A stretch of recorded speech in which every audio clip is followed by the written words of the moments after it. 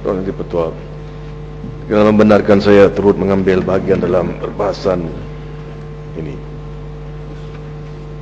Usul yang dikemukakan kepada saya cukup pada tempatnya, kerana apa yang perlu Yang Dipertua adalah untuk kami menghantar satu signal kepada SPRM bahawa apa yang berlaku atau apa yang kita lihat kini, khususnya dalam usaha kami membenteraskan rasuah, memang tidak mencukupi. Bukan saja di kalangan ahli-ahli parlimen, tetapi saya juga memetik daripada apa yang dinyatakan oleh pegawai MACC sendiri. Ada satu laporan baru-baru ini di mana dinyatakan, dan saya baca dengan izin, on the average 10,000 cases are reported every year, Tuan Dipertua. Only half could be probed, and eventually only about 200 cases could be brought to court after getting permission to prosecute.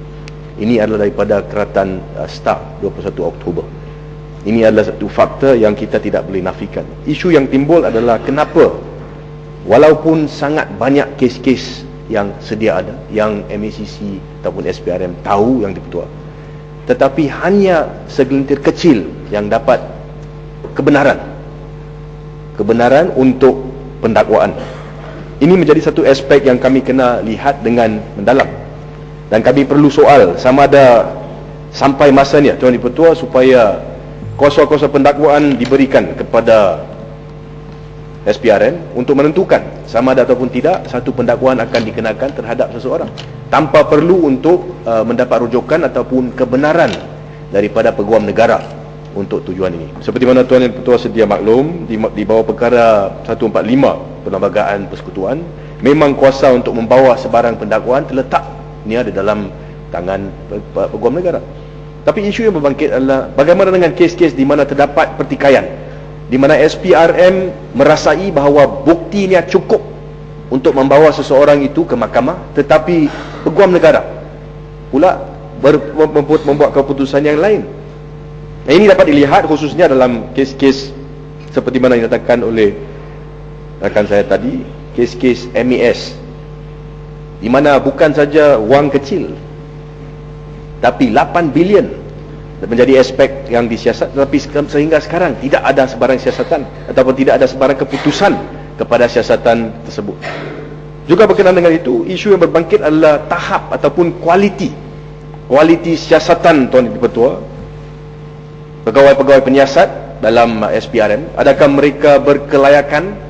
Adakah mereka ataupun cukup equip, dengan izin bahasa Inggeris, untuk menyiasat kes-kes yang melibatkan rasuah? Dalam satu jawapan yang diberikan kepada saya di dalam Dewan ini pada 22 hari bulan Mac 2010, dinyatakan bahawa SPRM mempunyai bilangan sebanyak atau seramai 442 orang pegawai penyiasat.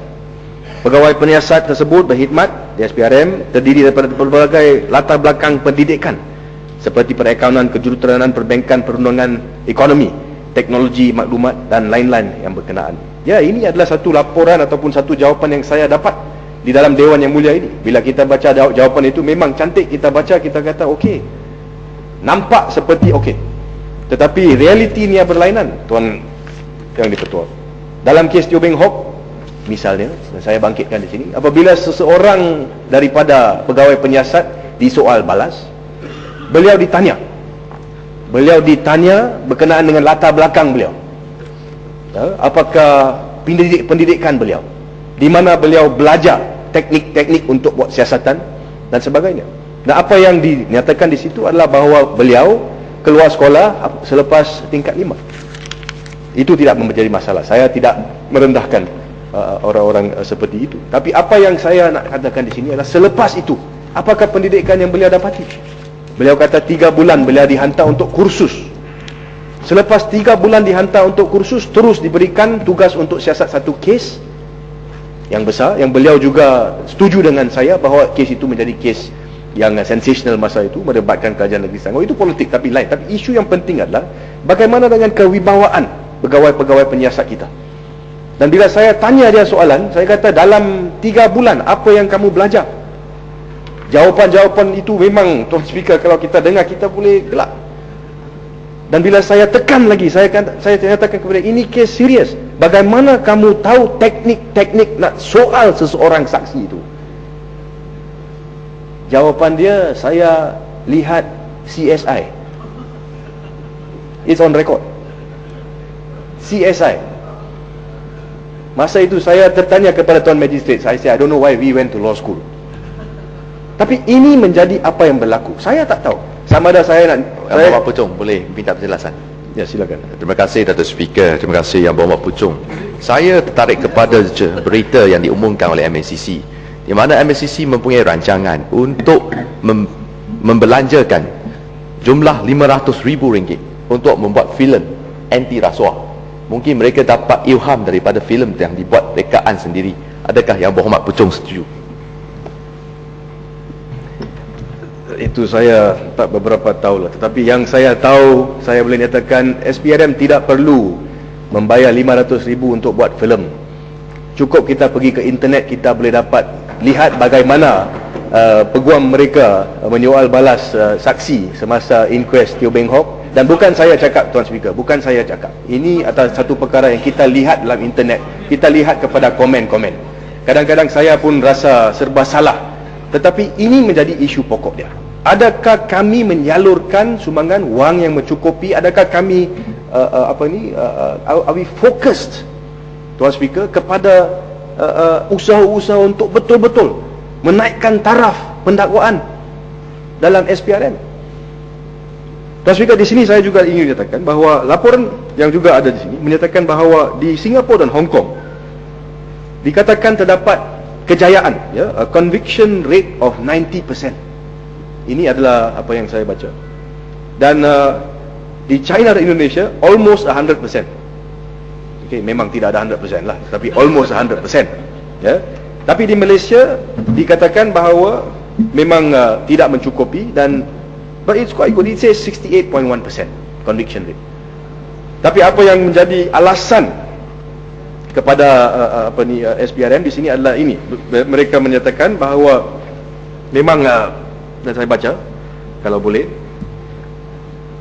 Shukri said most witnesses were reluctant to cooperate with the MACC because they did not want to risk their relationship with family members, subordinate or business partners.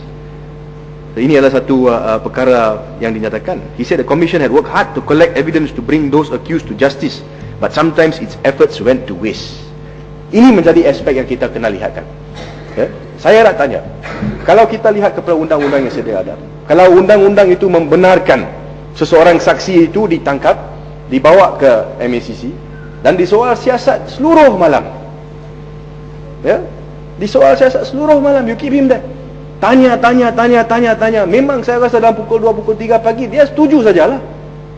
Dia setuju kerana dia dibawa paksaan.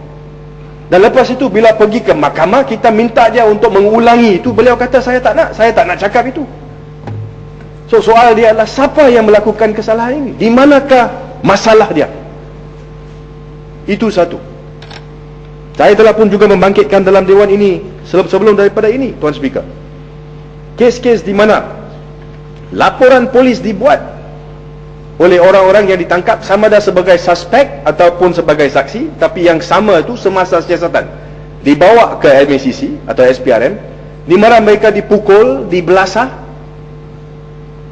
Ada juga yang diikat dengan rantai seperti anjing. Ada yang nyatakan laporan polis ada dengan saya. Laporan polis yang dibuat, saya boleh bagi nombor-nombor, saya akan kemukakan nanti. Saya telah bangkitkan perkara-perkara ini di parlimen. Dan juga terdapat seorang peguam kalau tak silap yang juga membuat satu saman terhadap SPRM kalau tak silap. Saya akan pastikan, di mana beliau juga menyatakan bahawa semasa beliau ditahan, memang keadaan, cara mereka soal dan sebagainya, memang dia tak boleh tahan. Dia sekarang saman MACC. So isu yang berbangkit raya, kami menyatakan bahawa kami serius, cukup serius untuk kami membenteras masalah rasuah. Saya rasa di dalam dewan ni semua serupa, semua mempunyai niat yang baik, semua mempunyai matlamat yang sama. Tapi kalau kita nak bawa satu undang-undang yang membolehkan masalah rasuah ini dibenteraskan, maka saya rasa juga perlu untuk kami pastikan bahawa sistem yang sedia ada itu cukup, dan bukan saja cukup tapi cukup efektif untuk memastikan bahawa kes-kes sebegini dapat kita pastikan orang tersebut itu saya akan gulung orang-orang tersebut itu disabitkan jenayah dia. Dan di sini juga saya ingin menyatakan, dan saya juga ingin tanya, walaupun isu-isu ini, aduan dibuat Tuan Speaker berkaitan dengan cara bagaimana saksi-saksi dilayan oleh SPRM sehingga hari ini, ya, minta maaf Pak Menteri, saya nak cakap sehingga hari ini saya tak dapat sebarang respons. Dan saya juga sudah cek dengan pengadu-pengadu, dan saya dapat tahu bahawa memang tidak ada berita berkenaan dengan siasatan. So saya nak tahu, adakah siasatan dijalankan?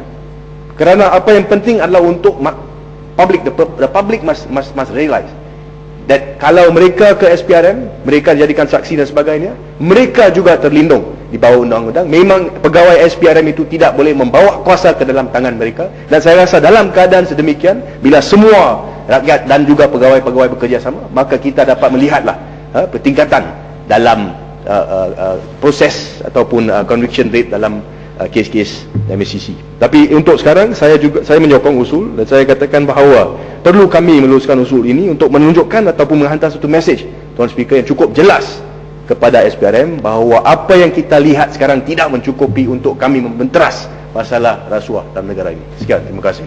Terima kasih.